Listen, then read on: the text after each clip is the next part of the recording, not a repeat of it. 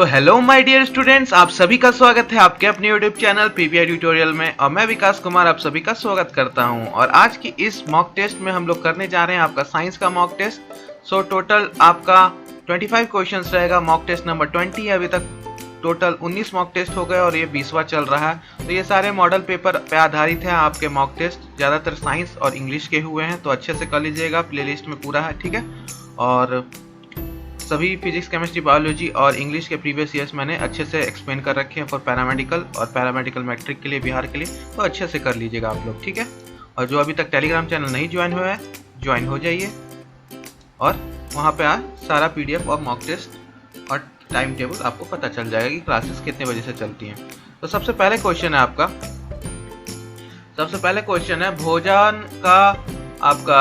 भोजन का ऊर्जा में परिवर्तन कोशिका के किस भाग में होता है? केंद्रक, क्लोरोप्लास्ट, राइबोसोम या माइटोकॉन्ड्रिया। यानी भोजन का ऊर्जा में परिवर्तन यानी आपका फूड का एनर्जी में कन्वर्जन किस कोशिका भाग में होता है, किस सेल ऑर्गेनेल में होता है? तो केंद्रक यानी न्यूक्लियस, क्लोरोप्लास्ट राइबोसोम, माइटोकॉन्ड्रिया। तो डी ऑप्शन माइटोकॉन्ड्रिया में, ठीक है। माइटोकॉन्ड्रिया यानी power house of the cell. क्या बोलते हैं इसको? Power house of the cell. क्या बोलते हैं? Yes, power house of the cell, ठीक है। तो 21 का क्या हो जाएगा आपका? D, mitochondria, that is power of the house of the cell. और इसको एटीपी को क्या बोलते हैं? Energy currency. एनर्जी करेंसी, ठीक है, एनर्जी करेंसी। सेकंड क्वेश्चन है आपका, कोशिका सिद्धांत का प्रतिपादन किसने किया था? ठीक है, तो कोशिका सिद्धांत का प्रतिपादन किसने किया था? सो पहला आपका option A, B, C, D में से जल्दी बता दीजिए किसने किया था, जल्दी बता दीजिए। सो कोशिका सिद्धांत का प्रतिपादन ऑप्शन नंबर कौन सा सही होगा, बता दीजिए जल्दी, आपके पास बस 5 सेकंड बचे हुए हैं। सो कोशिका सिद्धांत का प्रतिपादन आपका हुआ था 1838 और 39 में बाय सचवान और सचलिटन, ठीक है। सचवान और सचलिटन के द्वारा किया गया था, ठीक है। और इन्होंने 3 बातें कही थी। प्रत्येक जीव का आपका उत्पत्ति एक कोशिका से होती है। दूसरा बात इन्होंने कहा था कि आपका प्रत्येक जीव का शरीर एक या अनेक कोशिकाओं से बना होता है। और तीसरा बात इन्होंने कहा था, कोशिकाओं का निर्माण जिस क्रिया से होता है उसमें केंद्रक मुख्य अभिकर्ता होता है। तो ये आपका सचवान और सचलिटन द्वारा 3 चीजें कही गई थी कोशिका सिद्धांत में, ठीक है। तो बहुत इंपॉर्टेंट है, ठीक। स्टार कर लीजिए, इसको भी स्टार कर लीजिए। 23rd भी आपका बहुत इंपॉर्टेंट क्वेश्चन है। हरगोविंद खुराना को किस खोज के लिए नोबेल पुरस्कार मिला? ठीक है, अनुवंशक कोड यानी आपका जेनेटिक कोड आपका बी ऑप्शन, सी ऑप्शन या डी ऑप्शन जीन संश्लेषण, बताइए। तो जेनेटिक कोड के लिए आपको इसको दिया गया था यानी ऑप्शन नंबर ए, ठीक है। डीएनए फिंगरप्रिंटिंग याद है? डीएनए फिंगरप्रिंटिंग वहां से ये आया है। तो अरविंद खुराना को नोबेल पुरस्कार दिया गया था इसीलिए, डीएनए फिंगरप्रिंटिंग के लिए, ठीक है। क्योंकि जेनेटिक कोड का इन्होंने खोज किया था 1968 में, 1968, ठीक है।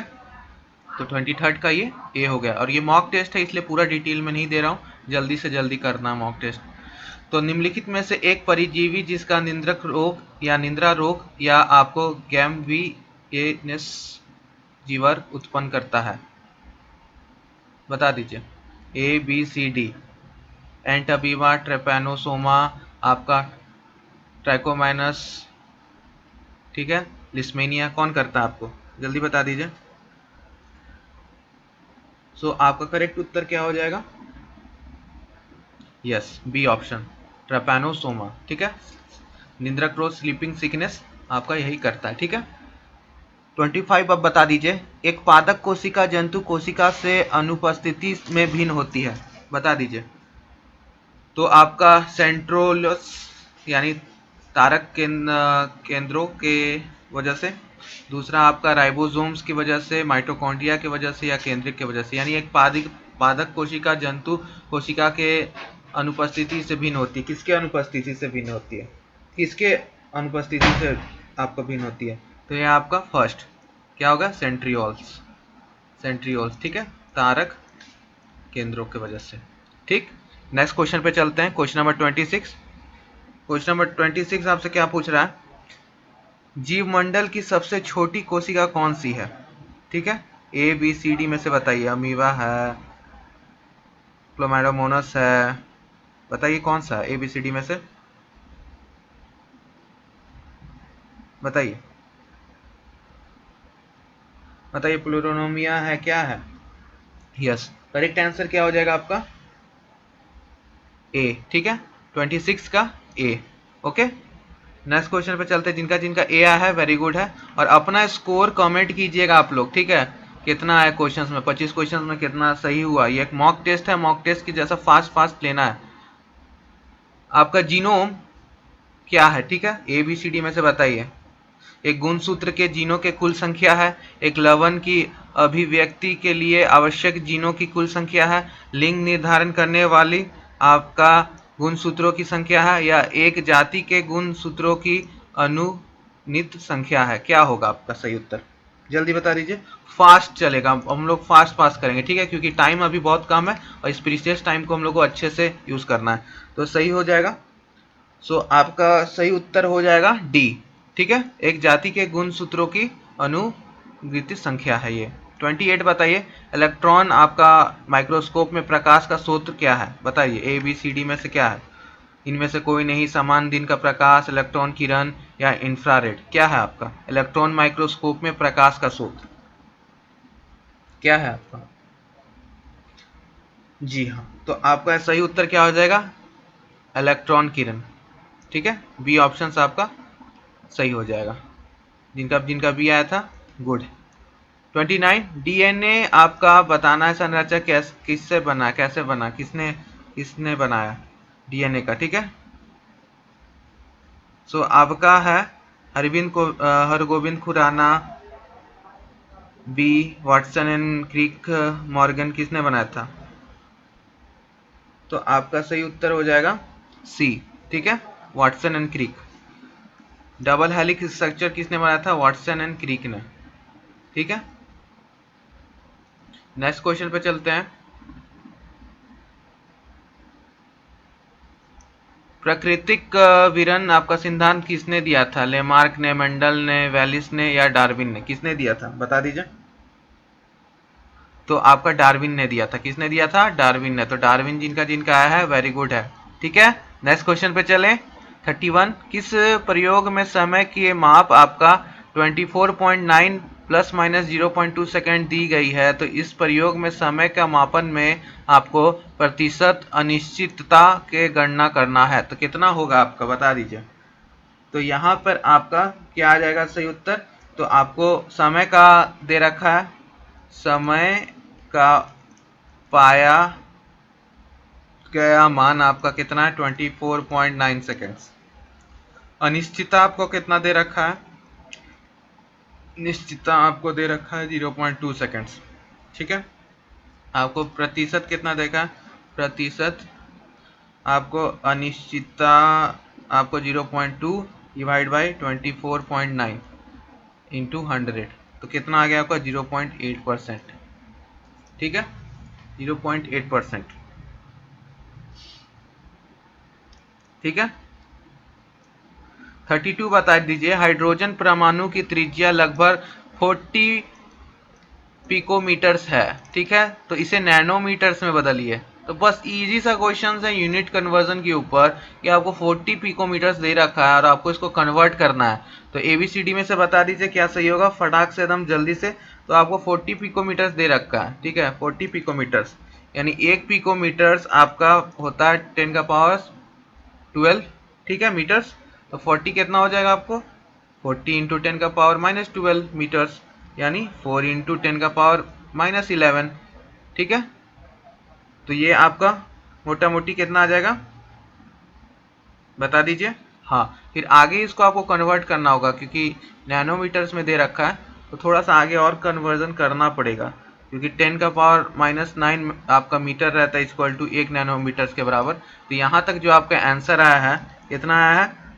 पिकोमीटर्स आया आपको 4 इंटू 10 का पावर माइनस 11 मीटर्स। ठीक है, तो आगे इसको और कन्वर्ट करना होगा नैनोमीटर्स को लेके, तो आपका 4 इंटू 10⁻⁻² नैनोमीटर आ जाएगा, क्योंकि पिकोमीटर दे रखा।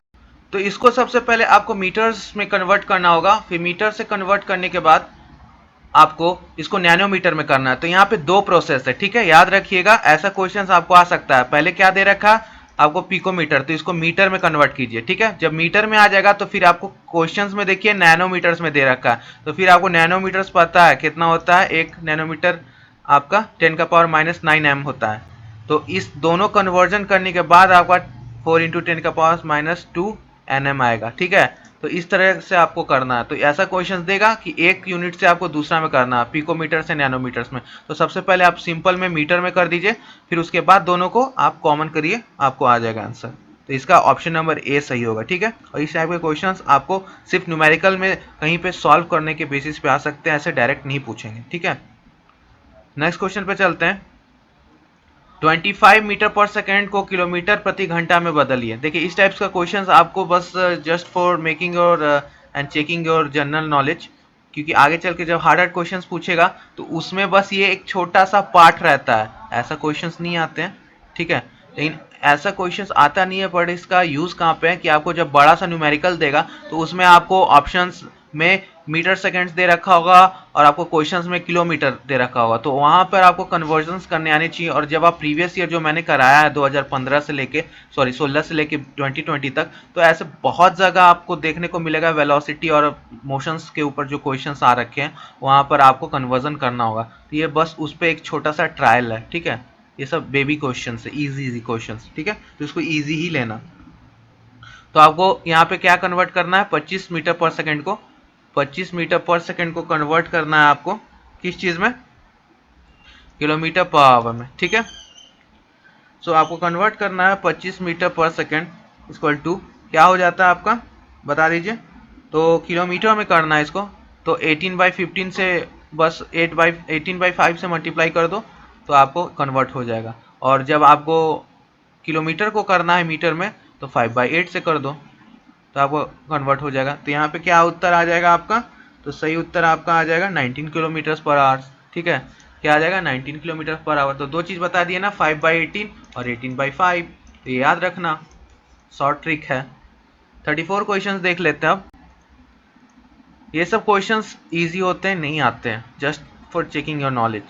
ये कहीं यूज होंगे आपको न्यूमेरिकल्स को। तो जो फैक्ट है, ट्रस्ट आपका मैं नहीं तोड़ूंगा, जो जेन्युइन बातें हैं वही चीज़ है। क्योंकि आप हर जगह देखोगे यूट्यूब पे आपको इसी तरह का बेबी क्वेश्चंस कराया जाएगा, और ऐसा बेबी क्वेश्चंस आता है नहीं, जो कि फैक्ट बात है। जाके प्रीवियस ईयर 2020 का देख लो। लेकिन हाँ, ये क्वेश्चंस कहाँ पे यूज होते हैं ये मैं आपको फैक्ट बात ट्रस्ट के साथ बता सकता हूँ ऑनेस्टली, कि आपको ये क्वेश्चंस का पार्ट में ज़रूर आएगा, लेकिन बहुत लंबा न्यूमेरिकल रहेगा, उसमें आपको मीटर में दे रखा होगा, आपको किलोमीटर में करना होगा, तो उस पर्पज से आपका ये क्वेश्चंस है, ठीक है। ये भी साथ में मैं बोल रहा हूँ, तो मैं इसको कॉन्ट्राडिक्ट नहीं कर रहा हूँ अपने आप को कि सर आप क्यों करा रहे हो इस चीज़ को, इसका यूज़ है, ठीक है।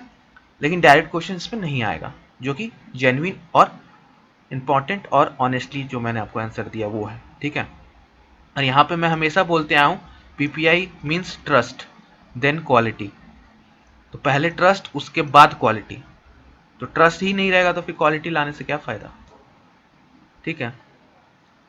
34 क्वेश्चन बता दीजिए। एक शक्ति उत्पादक केंद्र में 10⁻12 किलोवाट शक्ति का उत्पादन होता है, तो इसे मेगावाट में व्यक्त करें, ठीक है। तो कैसे करोगे मेगावाट में, तो एक आपका किलोवाट कितना बराबर होता है 10⁻³ वाट, ठीक है, इतना रहता है। तो 10⁻12 दे रखा है, तो 10⁻12 इंटू 10⁻3 यानी 10⁻15 आपका वाट। तो जिसको हम लोग को मेगावाट में करना है, तो मेगावाट में क्या करना है, 10⁻15 को डिवाइड कर दो 6 से, तो आपका चूंकि एक आपका वाट बराबर 10⁻6 वाट बराबर 1 मेगावाट होता है, तो आपको कितना आ जाएगा बता दीजिए जल्दी से कमेंट करके, क्या आ जाएगा। हाँ सी 10⁻⁹, ठीक है, क्योंकि ऊपर जाएगा तो -6 हो जाएगा, तो आपका 10⁻9 आ जाएगा, क्योंकि 15/6 हो जाएगा।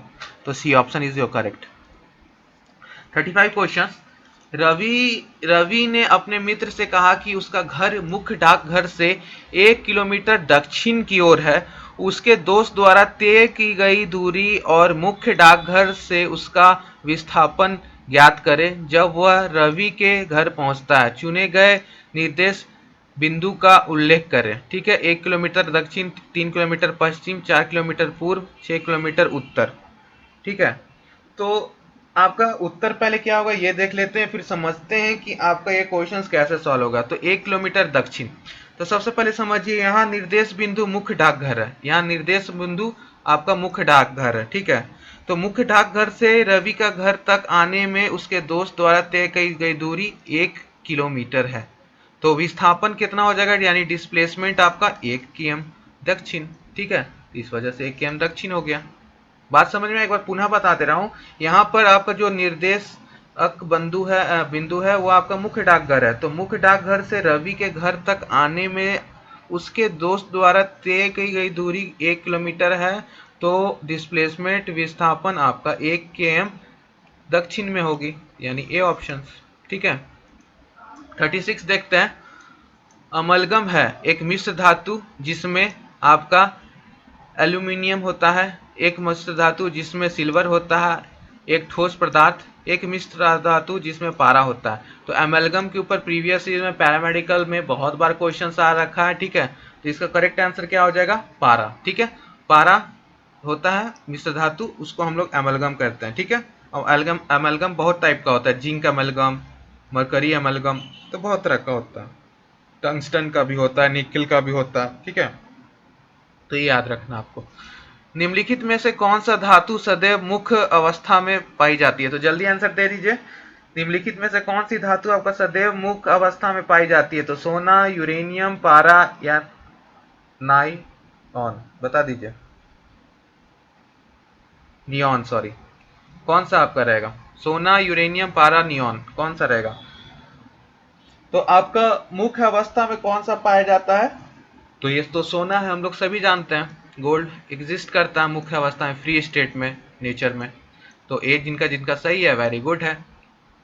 नेक्स्ट क्वेश्चन पे चलते हैं।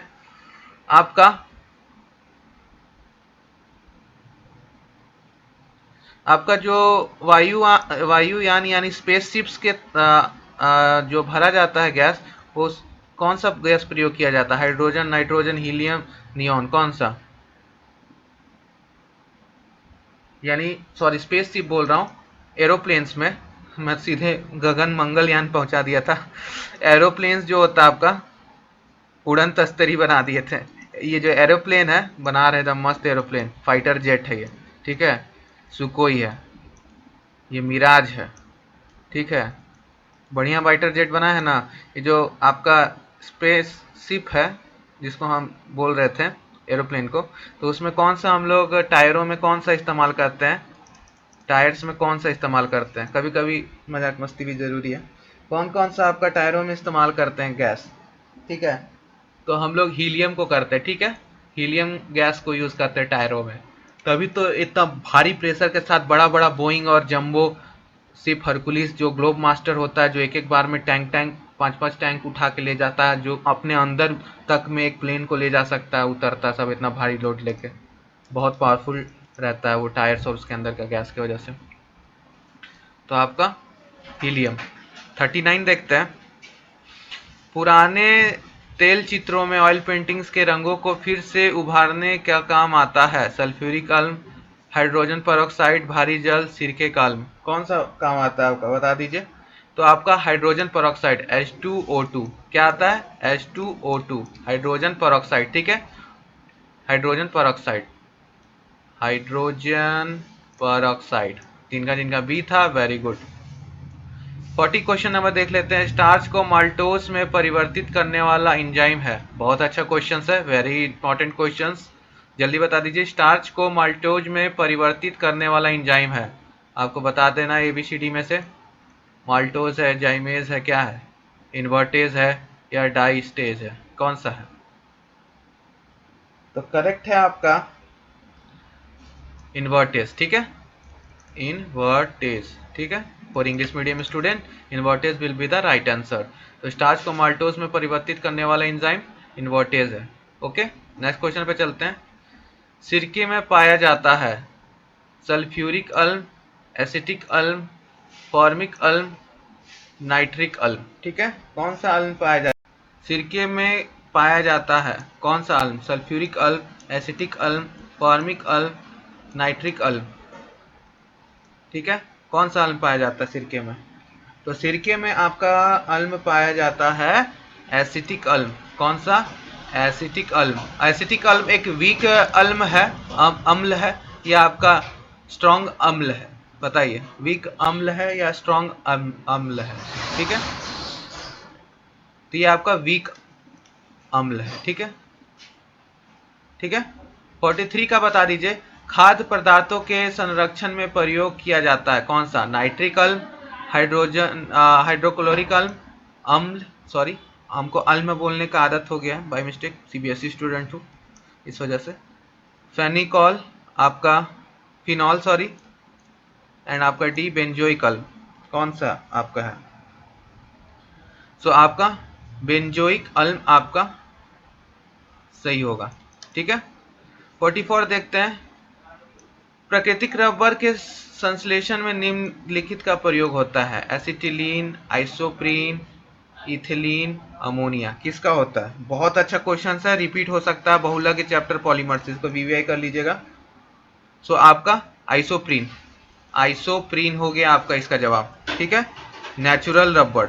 ठीक है, सिंथेटिक रबर का क्या होगा? नियोप्रीन नाम कॉमन। और ये क्या किससे बनता है? क्लोरोप्रीन से। तो ये दोनों याद रखना है, सिंथेटिक और नेचुरल रबर। ठीक है, बहुत इंपॉर्टेंट है, ये आ सकता है एग्जाम में वीवाई। आइसोप्रीन नेचुरल रबर, और आपका सिंथेटिक रबर को नियोप्रीन भी कहा जाता है, जिसका मोनोमर आपका क्लोरोप्रीन होता है। क्या होता है?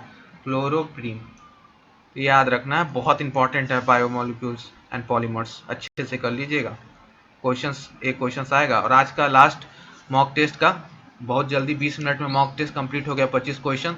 ये मेरे लिए अचीवमेंट है, क्योंकि 25 क्वेश्चंस अगर रहता तो हम 1.5 घंटा तक एक्सप्लेन करते, जो कि हम नहीं किए।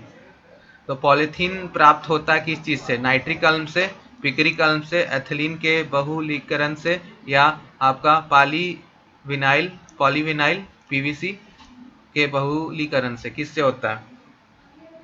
तो करेक्ट उत्तर आपका क्या हो जाएगा, बता दीजिए। यस, सी ऑप्शन, एथिलीन के बहुलीकरण से। तो 45 का सी हो जाएगा। तो ये था आपका क्विक मॉक टेस्ट। और देखिए, जो बच्चे बोलते हैं कि सर जल्दी जल्दी कराइए, तो हम फास्ट भी करा रहे हैं। ये मॉक टेस्ट को मॉक टेस्ट की तरह लीजिए, और जिनको डिटेल में पढ़ना है उनके लिए मैंने पूरा प्रीवियस ईयर साइंस का और इंग्लिश का करा रखा है, 9 क्वेश्चन 1-1 घंटा में। तो डिटेल में भी कराते हैं, फास्ट फास्ट भी कराते हैं, स्लो स्लो भी कराएंगे। बस इसी तरह पढ़ते रहिए, हम आपको पढ़ाएंगे। Bye bye and keep studying my dear lovely students. और केमिस्ट्री कर लीजिए पूरा 2006 से 20 तक। Bye bye.